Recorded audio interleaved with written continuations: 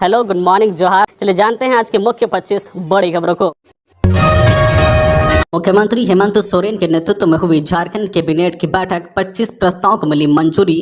मुख्यमंत्री हेमंत सोरेन के नेतृत्व में झारखंड कैबिनेट की बैठक हुई, जिसमें 25 प्रस्तावों को मंजूरी मिली है। कैबिनेट के बड़े फैसलों में 5 महाविद्यालयों में 145 पदों को स्वीकृत किया गया है, जिसमें डिग्री महाविद्यालय बड़कागांव, डिग्री महाविद्यालय मांडू, डिग्री महाविद्यालय सिमरिया, डिग्री महाविद्यालय बगोदर, डिग्री महाविद्यालय जमुआ हैं। हर महाविद्यालय में 11 शिक्षकेतर कर्मी और गैर शैक्षणिक पद 11 हैं। वही झारखंड सहायक आचार्य सेवा शर्त नियमावली में आसीन संशोधन की स्वीकृति। अब पारा शिक्षकों के सर्टिफिकेट सत्यापन के बिना दिसंबर तक वेतन मिल सकेगा। सूचना प्रौद्योगिकी विभाग के प्रोजेक्ट मैनेजमेंट यूनिट के लिए 7 करोड़ की स्वीकृति। इसके अलावा फैमिली कोर्ट रामगढ़ में लोगों की बहाली के लिए स्वीकृति दी गई है। कुल 14 पद स्वीकृत किए गए हैं। रांची के रेनपास शिक्षा संवर्ग सेवा नियमावली में संशोधन की मंजूरी। इसके अलावा झारखंड इथेनॉल प्रमोशन पॉलिसी की स्वीकृति दी गई है। धनबाद में बिजली स्मार्ट मीटर लगाने की प्रशासनिक स्वीकृति मिली है। राज्यपाल के कारकेड के लिए 6 गाड़ियों की बीमा कराने की स्वीकृति। इसके अलावा झारखंड आकस्मिकता निधि में संशोधन। अब 500 करोड़ के बजाय 1200 करोड़ तक की निकासी हो सकती है। कैसा रहेगा झारखंड के मौसम का मिजाज? बढ़ रही है ठंड, त्योहार में बारिश की आशंका। झारखंड में मौसम अब अपना मिजाज बदलने लगा है। शाम होते ही धीरे धीरे ठंड बढ़ने लगती है। मौसम अब अपना मिजाज बदलने लगा है, लेकिन बढ़ती ठंड के साथ तेज बारिश की भी आशंका जताई गई है। मौसम वैज्ञानिक अभिषेक आनंद ने बताया कि 24 अक्टूबर को बंगाल की खाड़ी में निम्न दबाव वाला क्षेत्र बन रहा है, जो चक्रवात का रूप ले सकता है। फलस्वरूप 24 अक्टूबर यानी दीपावली को आकाश में बादल छाए रहने की संभावना है। यह चक्रवात बंगाल के रास्ते बांग्लादेश जा रहा है। इसका आंशिक असर झारखंड के दक्षिणी हिस्सों में पड़ेगा। इससे रांची समेत चाईबासा, जमशेदपुर में 25 अक्टूबर को हल्की बारिश हो सकती है। इस बार की दीपावली में मौसम ठंड और बारिश दोनों का आनंद दे सकता है। 22 अक्टूबर यानी आज धनतेरस के दिन राजधानी रांची के अलावा राज्य के कई हिस्सों में बादल छाए रहने की संभावना जाहिर की गई है। दीपावली के समय मौसम सुहाना रहेगा। हालांकि 25 से 27 अक्टूबर तक राजधानी समेत राज्य के सभी हिस्सों में वर्षा होगी और ठंड बढ़ने का अनुमान लगाया गया है। गुमला में भीषण सड़क हादसा, 5 युवकों को ट्रक ने रौंदा, 4 युवकों की मौत, 1 घायल। झारखंड के गुमला व लोहरदगा मार्ग पर स्थित घाघरा प्रखंड के टोटाम्पी केंटोली के समीप शुक्रवार की देर शाम भीषण सड़क हादसा हुआ है। 12 चक्का लाइन ट्रक ने 2 बाइक पर सवार 5 युवकों को रौंद दिया, जिसमें 4 लोगों की घटनास्थल पर ही मौत हो गई, जबकि एक युवक जीवन व मौत से जूझ रहा है। प्रत्यक्षदर्शियों ने बताया कि लाइन ट्रक घाघरा से गुमला जा रहा था। 2 मोटरसाइकिल पर सवार 4 लोग गुमला से घाघरा की तरफ जा रहे थे। इसी दरमियान लाइन ट्रक ने दोनों मोटरसाइकिल को अपनी चपेट में ले लिया। सड़क हादसे में घटनास्थल पर ही खरका गांव निवासी कुंवर उरांव 30 वर्षीय, अजीत उरांव 30 वर्षीय व घाघरा थाना के चिड़िया गांव निवासी रमेश कुमार 25 वर्षीय एवं जो है कुगांव के मनोज उरांव की मौत हो गई। एक अज्ञात युवक गंभीर रूप से घायल है, जिसे सदर अस्पताल गुमला में इलाज के लिए दाखिल कराया गया है। कुंवर व अजीत खरका गांव से घाघरा जा रहे थे। दूसरी बाइक पर सवार मृतक रमेश और उसका साथी गुमला से घाघरा आ रहे थे। इसी दौरान यह घटना घटी। हादसा इतना दर्दनाक था कि सभी शवों के चिथड़े उड़ गए। घटनास्थल पर थाना प्रभारी अमित चौधरी ने पहुंचकर सभी शवों को कब्जे में लेते हुए दुर्घटनाग्रस्त मोटरसाइकिल व ट्रक को जब्त कर लिया है। आपकी योजना, आपकी सरकार, आपके द्वार। सीएम हेमंत सोरेन ने खूंटी को दिया 322 करोड़ की योजनाओं का तोहफा। मुख्यमंत्री हेमंत सोरेन ने कहा है कि खूंटी वीर भूमि है, यहाँ हक अधिकार को लेकर आंदोलन हुए थे। पूर्व की सरकार में पत्थलगड्डी के खिलाफ दर्ज मामलों को आपकी सरकार ने वापस लिया है। राज्य सरकार ने राज्य कर्मियों को लेकर भी निर्णय लिया है। उनके वर्षों पुरानी मांगों को पूरा किया गया है। पुलिस कर्मियों के लिए भी निर्णय लिए गए हैं। सरकार जल्द सहायक पुलिस कर्मियों के लिए भी सम्मानजनक रास्ता निकालने का प्रयास कर रही है। मुख्यमंत्री ने कहा है कि सावित्रीबाई फुले किशोरी समृद्धि योजना से सभी बच्चों को जोड़ना है। इसके लिए आयोजित हो रहे शिविर सहायक बन रहे हैं। सरकारी स्कूलों को निजी विद्यालय की तर्ज पर विकसित किया जा रहा है, जहां सीबीएसई की तर्ज पर शिक्षा दी जाएगी। यहां के प्रतिभावान बच्चे विदेश में सरकार के सहयोग से निःशुल्क शिक्षा प्राप्त कर रहे हैं। वहीं मुख्यमंत्री हेमंत सोरेन ने कहा है कि किसान पाठशाला का शुभारंभ किया गया है। राज्य की अधिकतर आबादी कृषि कार्य करती है। 100 किसान पाठशाला खोलने का निर्णय लिया गया है। किसानों को हमें लाभ पहुंचाना है। किसानों को इससे लाभ होगा। किसानों के लिए कई योजनाएं संचालित की जा रही है। हाईकोर्ट ने रिम्स में रिक्त पदों पर नियुक्ति का निर्देश दिया। रिम्स की बदहाली को लेकर जनहित याचिका दायर की गई है। इस पर सुनवाई करते हुए हाईकोर्ट ने रिम्स को रिक्त पदों पर नियुक्ति करने का निर्देश दिया है। अदालत ने रिम्स में नियमानुसार संसाधनों और मेन पावर का आकलन कर हाईकोर्ट में शपथ पत्र दाखिल करने का निर्देश दिया है। जस्टिस अपरेश कुमार सिंह की अध्यक्षता वाली खंडपीठ ने यह निर्देश दिया। अगली सुनवाई 11 नवंबर को निर्धारित की जाएगी। अदालत ने इस मामले में चीफ जस्टिस से जो है अमेकस क्यूरी नियुक्ति करने का आग्रह भी किया है। सुनवाई के दौरान अदालत ने मौखिक कहा है कि रिम्स में दवाइयां जो है कॉटन, बैंडेज, सिरिंज का अभाव रहता है, इसे दूर करने की जरूरत है। रिम्स में स्टाफ की भी कमी है, मिनिमम स्टाफ से काम लिया जा रहा है। जल्द से जल्द रिक्त पदों पर नियुक्ति कर स्टाफ की कमी को दूर कर लेना चाहिए। खबरों में आगे बढ़ने से पहले आपसे रिक्वेस्ट है कि अगर आप चैनल को सब्सक्राइब नहीं किए तो प्लीज चैनल को सब्सक्राइब करके बेल आइकन प्रेस कर दे, जिससे आपको झारखंड की हर छोटी बड़ी खबर का अपडेट आप तक पहुंचता रहे। चलिए बढ़ते हैं खबरों की ओर। निलंबित आईएएस अधिकारी पूजा सिंघल की जमानत पर सुनवाई टली, जेल में ही मनाएंगी दीपावली। निलंबित आईएएस अधिकारी पूजा सिंघल की जमानत याचिका पर झारखंड हाईकोर्ट में शुक्रवार को होने वाली सुनवाई टल गई। फिलहाल उन्हें जेल में ही रहना होगा। याचिका पर सुनवाई अब 3 नवंबर को होगी। पिछली सुनवाई के दौरान ईडी ने शपथ पत्र दायर करने के लिए समय मांगा था। बता दें कि झारखंड हाईकोर्ट के न्यायाधीश अंबुजनाथ की अदालत में निलंबित आईएएस अधिकारी पूजा सिंघल की याचिका पर सुनवाई होनी थी। फिलहाल पूजा सिंघल को जेल में ही रहना होगा। पूजा सिंघल की दीपावली और छठ अब जेल में ही मनेगी। पूजा सिंघल को ईडी ने 11 मई को गिरफ्तार किया था। इसके बाद से ही वो जेल में बंद हैं। जेल में बंद हुए पूजा सिंघल को करीब 4.5 महीने से अधिक बीत गए हैं, लेकिन उन्हें अब तक जमानत नहीं मिली है। छायानगर से निकली छात्रा की अंतिम यात्रा, हुआ दाह संस्कार। जमशेदपुर में आग से झुलसी शारदामणि गर्ल्स स्कूल की छात्रा रितु मुखी का शुक्रवार को भुइयाडी बर्निंग घाट में अंतिम संस्कार कर दिया गया। बड़े भाई सागर मुखी ने छात्रा को मुखाग्नि दी। इससे पूर्व छायानगर बस्ती से छात्रा की अंतिम यात्रा निकाली गई, जिसमें मुखी समाज के लोगों ने भाग लिया। इस दौरान छात्रा के घर से लेकर शमशान घाट तक सुरक्षा के पुख्ता इंतजाम किए गए थे, लेकिन परिजनों ने काफी संयम से काम लिया और छात्रा का दाह संस्कार कर दिया। गुरुवार रात को छात्रा की इलाज के दौरान टीएमएच में मौत हो गई थी। 14 अक्टूबर से उसका वहां इलाज चल रहा था। गौरतलब है कि स्कूल में 9वीं की परीक्षा के दौरान नकल करते पकड़ी गई छात्रा का शिक्षिका ने क्लास में कपड़े उतरवा कर जांच की थी। इससे आहत होकर छात्रा ने 14 अक्टूबर को घर में खुद को जला डाला था और उसके 7वें दिन उसकी इलाज के दौरान मौत हो गई थी। गुमला की नेशनल फुटबॉलर अष्टम उरांव के गांव पहुंचने पर जश्न का माहौल, पैर धोकर किया गया स्वागत। भारतीय महिला फुटबॉलर अष्टम उरांव शुक्रवार को अपने पैतृक गांव गुमला जिले के बिशुनपुर प्रखंड के गोर्रा टोली पहुंची।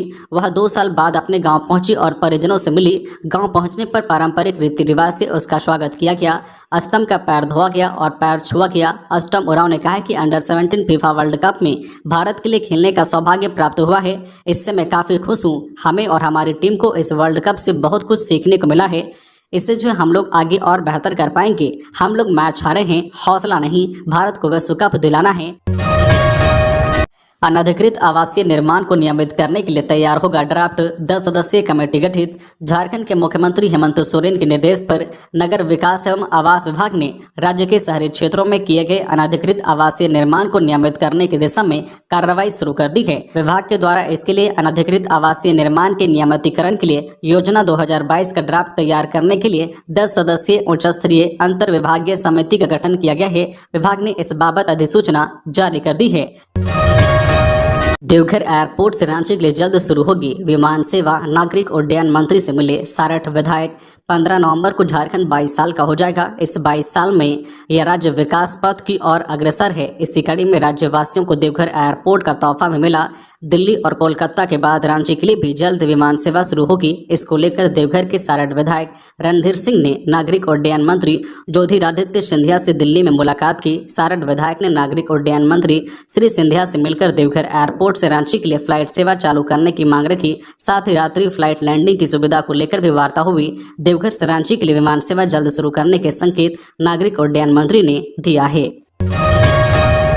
रांची के कांके में खुलेगा सुपर स्पेशलिस्ट हॉस्पिटल। राजधानी रांची में सुपर स्पेशलिस्ट हॉस्पिटल का निर्माण होगा। यह हॉस्पिटल कांके अंचल के मौजा कदमा में खुलेगा। इसके लिए राज्य सरकार ने केंद्रीय कोलफील्ड लिमिटेड सीसीएल के साथ एक एग्रीमेंट किया है। 12 करोड़ 82 लाख की देय राशि पर सरकार सीसीएल को कदमा मौजा में 5.5 एकड़ गैर मजरूआ जमीन देगी। जमीन देने के लिए 30 वर्षों का एग्रीमेंट किया गया है। हेमंत सोरेन कैबिनेट में लाए इस प्रस्ताव पर स्वीकृति मिली है। झारखंड में बढ़ गया है भ्रष्टाचार, विकास कार्य ठप। दीपक प्रकाश। झारखंड बीजेपी के प्रदेश अध्यक्ष दीपक प्रकाश ने कहा कि राज्य सरकार के साथ साथ प्रशासनिक पदाधिकारी भ्रष्टाचार में लिप्त हैं। भ्रष्टाचार में लिप्त लोगों के खिलाफ भाजपा जांच भी करवाएगी और जेल भी भेजेगी। शुक्रवार को लातेहार पहुंचे प्रदेश अध्यक्ष ने पत्रकारों से बातचीत में ये बातें कही। प्रदेश अध्यक्ष ने कहा कि झारखंड में भ्रष्टाचार चरम पर पहुंच गई है, जबकि विकास की गति ठप है। उन्होंने कहा कि राज्य में डीएमएफटी, मनरेगा, प्रधानमंत्री आवास योजना, किसान निधि सहित लगभग सभी योजनाओं में भ्रष्टाचार चरम पर है। भ्रष्टाचार के मामले में लातेहार जिला काफी ऊपर है। उन्होंने कहा कि लातेहार में विकास के नाम पर सिर्फ घोटाला हुआ है। उन्होंने कहा कि भ्रष्टाचार में लिप्त सरकार और अधिकारियों के खिलाफ भाजपा न्यायिक आयोग बनकर जांच करवाएगी और दोषियों को जेल भेजेगी। पुलिस संस्मरण दिवस पर शहीदों को पुलिस ने किया याद, दी गई श्रद्धांजलि। कर्तव्य के लिए शहीद हुए पुलिस कर्मियों को शुक्रवार को याद किया गया। पुलिस शहीद संस्मरण दिवस के मौके पर JEP-1 में आयोजित मुख्य समारोह में डीजीपी नीरज सिन्हा ने कहा कि पुलिस के उन सभी वीर शहीदों को नमन जिन्होंने कर्तव्य की वेदी पर अपनी जान की परवाह तक नहीं की। इन जवानों को याद करते हुए संस्मरण दिवस का आयोजन किया गया। कार्यक्रम के दौरान 1 सितंबर 2021 से 31 अगस्त 2022 तक शहीद हुए देश के तमाम 261 पुलिसकर्मियों को याद किया गया।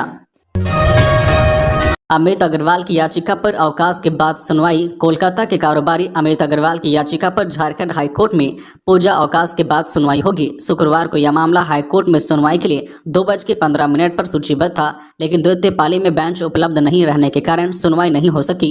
अमित अग्रवाल की ओर से ईडी की कार्रवाई के खिलाफ हाईकोर्ट में याचिका दायर की गई है। अमित अग्रवाल के अधिवक्ता शाहबाज अख्तर ने बताया है कि उनके वकील के खिलाफ जो भी आरोप लगाए गए हैं वह गलत है।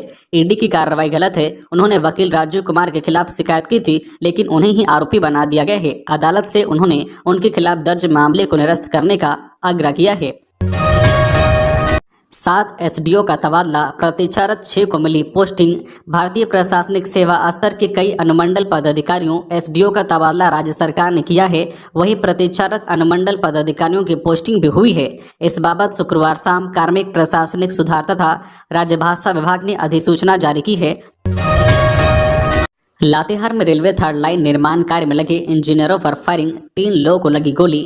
जिले के चंदवा थाना क्षेत्र के मल्हन के पास शुक्रवार की शाम अज्ञात उग्रवादियों के दस्ते ने रेलवे साइट में लगी मिक्सिंग पॉइंट में फायरिंग की है, जिसमें वहां पर कार्य कर रहे मजदूर और अभियंता घायल हो गए हैं, जिससे क्षेत्र में दहशत व्याप्त है। घटना की जानकारी मिलते ही पुलिस घटनास्थल पर पहुंची और जांच में जुट गई है। मिली जानकारी के अनुसार फायरिंग की घटना में शिव कुमार यादव, विशेश्वर यादव और विकास यादव घायल हुए हैं। सभी घायलों का प्राथमिक उपचार चंदवा CHC में कर बेहतर इलाज के लिए रांची रिम्स रेफर कर दिया गया है। घटना के बाद SP अंजनी अंजन दलबल के साथ घटनास्थल पर पहुंचे और मामले की जांच में जुट गए हैं। मिक्सिंग प्लांट में पूर्व में भी उग्रवादियों ने काम बंद करने की धमकी देते हुए फायरिंग कर वहां पर कार्य कर रहे वाहनों को क्षतिग्रस्त कर दिया था।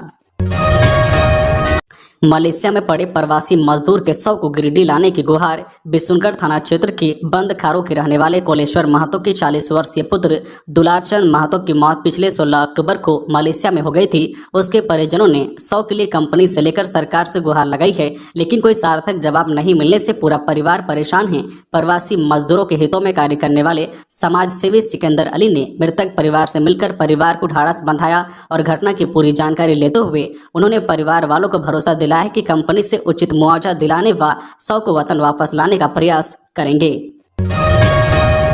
रांची में भारत जोड़ो यात्रा, बेड़ो की पदयात्रा में शामिल हुए टाना भगत। कांग्रेस के पूर्व अध्यक्ष राहुल गांधी केंद्र की नरेंद्र मोदी सरकार की नीतियों के विरोध में भारत यात्रा पर निकले हुए हैं। इस यात्रा को भारत जोड़ो यात्रा नाम दिया गया है।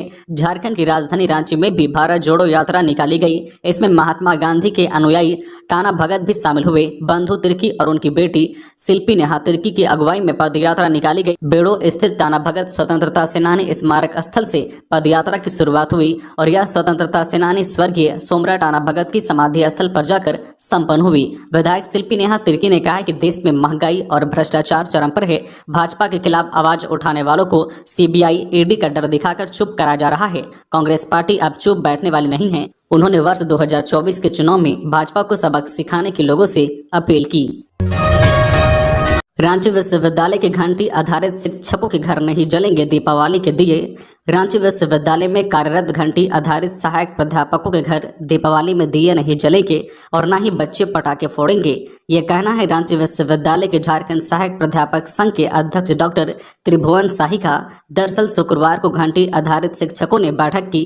बैठक में शिक्षकों ने अपनी मांगों और मानदेय को लेकर चर्चा किया। शिक्षकों ने बताया है कि रांची विश्वविद्यालय में कार्यरत घंटी आधारित सहायक प्राध्यापकों को लगभग 5 महीने से मानदेय नहीं मिला है। कुछ शिक्षकों को अलग अलग समय से मानदेय नहीं मिल रहा है। दुर्गा पूजा में भी मानदेय नहीं दिया गया था। इधर रांची विश्वविद्यालय के फाइनेंस ऑफिसर ने कहा है कि मानदेय देने संबंधित सारा काम कर लिया गया है। शनिवार को छुट्टी है, लेकिन मैं विश्वविद्यालय में उपस्थित रहूंगा। शनिवार को भी आकर वे अपना चेक ले सकते हैं। ये सही है कि मानदेय मिलने में देरी हुई है, कुछ समस्याएं थी। 1-2 दिनों में सभी का मानदेय का भुगतान कर दिया जाएगा। कोल्हान विश्वविद्यालय में पीएचडी प्रवेश परीक्षा 27 नवंबर को। कोल्हान विश्वविद्यालय ने पीएचडी प्रवेश परीक्षा की तिथि जारी कर दी है। विश्वविद्यालय में यह परीक्षा 8 साल के बाद होने जा रही है। आखिरी बार यह परीक्षा वर्ष 2014 में 2015-16 के दाखिले के लिए ली गई थी। इसके बाद विवादों में फंसने के कारण अब तक यह परीक्षा नहीं ली जा सकी थी। गुरुवार को कोल्हान विश्वविद्यालय की ओर से पीएचडी प्रवेश परीक्षा लेने को लेकर अधिसूचना जारी कर दी गई है। प्रवेश परीक्षा का आयोजन 27 नवंबर 2022 को किया जाएगा। इसके लिए आवेदन शुक्रवार से ही ऑनलाइन लिए जा रहे हैं। कोल्हान विश्वविद्यालय की वेबसाइट के माध्यम से विद्यार्थी 20 नवंबर तक ऑनलाइन आवेदन कर सकते हैं। बोकारो में विस्थापितों का जल सत्याग्रह नियोजन की मांग। बालीडीह औद्योगिक क्षेत्र बियाड़ा के आसपास रहने वाले विस्थापितों ने शुक्रवार से गरगा डैम में नियोजन सहित अन्य मांगों को लेकर अनिश्चितकालीन जल सत्याग्रह शुरू किया है। इनका कहना है कि मांग पूरी होने तक उनका सत्याग्रह जारी रहेगा। बियाड़ा प्रभावित बेरोजगार युवा क्रांति संघ के बैनर तले बुजुर्ग, महिलाएं, युवा सहित अन्य लोगों ने जल सत्याग्रह शुरू किया है। सत्याग्रह कर रहे लोगों का कहना है कि बियाड़ा के द्वारा औद्योगिक क्षेत्र में लगातार MOU कर जो इंडस्ट्री लगाने का काम किया जा रहा है, लेकिन स्थानीय लोगों और बेरोजगारों को सिर्फ प्रदूषण की समस्या झेल कर रहना पड़ रहा है। बेरोजगारों को नियोजन नहीं दिया जा रहा है और न ही क्षेत्र का विकास किया जा रहा है, जिसमें बोकारो स्टील के द्वारा भी स्थानीय लोगों की उपेक्षा की जा रही है। लोगों का कहना है कि सरकार ने 75% स्थानीय बेरोजगार युवाओं को नियोजन देने का बिल पास किया है, बावजूद इसके यहाँ इसका पालन नहीं किया जा रहा है। बोकारो के चास में पुलिस प्रशासन ने छापेमारी कर पकड़े लाखों के पटाखे। चास SDO दिलीप प्रताप सिंह शेखावत एवं SDPO पुरुषोत्तम कुमार सिंह के नेतृत्व में शुक्रवार की देर शाम मेन रोड चास स्थित मां प्रभावती स्टोर्स में अधिक पटाखा भंडारण की सूचना पर छापेमारी किया गया। छापेमारी में 10 लाख रुपए से अधिक का पटाखा मिला है। इस संबंध में SDO ने कहा है कि आबादी वाले इलाके में अत्यधिक मात्रा में पटाखे रखना अवैध है। गुप्त सूचना मिलने पर उक्त छापेमारी की गई है। अत्यधिक मात्रा में पटाखे बरामद हुए हैं। सभी पटाखों को जब्त किया गया है। वहीं मां प्रभावती स्टोर के दुकान और गोदाम को सील कर दिया गया है।